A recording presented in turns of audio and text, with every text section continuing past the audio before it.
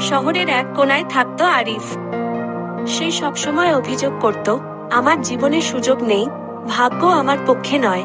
একদিন সে পুরনো জিনিসের দোকানে ঢুকে একটা অদ্ভুত তালা দেখল। তালাটার সাথে কোনো চাবি নেই। দোকানদার বলল, এই তালা চাবি দিয়ে খোলে না। আরিফ অবাক হয়ে জিজ্ঞেস করল, তাহলে খুলবে কিভাবে? দোকানদার হেসে বলল, এই তালা খুলে কাঁচ দিয়ে। কৌতূহলবশত আরিফ তালাটা কিনে নিল। বাড়ি গিয়ে সে তালাটা খোলার চেষ্টা করল, টান দিল, ধাক্কা দিল, কিছুই হলো না। হতাশ হয়ে সে নিজের কাজগুলো করতে শুরু করলো, ঘর গুছানো, পুরনো নোট পড়া, নতুন কিছু শেখা। হঠাৎ সে খেয়াল করলো, তালাটা নিজে থেকেই খুলে গেছে। পরদিন সে দোকানদারের কাছে গিয়ে জিজ্ঞেস করলো, এটা কিভাবে খুললো? দোকানদার বলল, তুমি যখন নিজের দায়িত্ব নিতে শুরু করলে, তখনই তালা খুলে গেছে।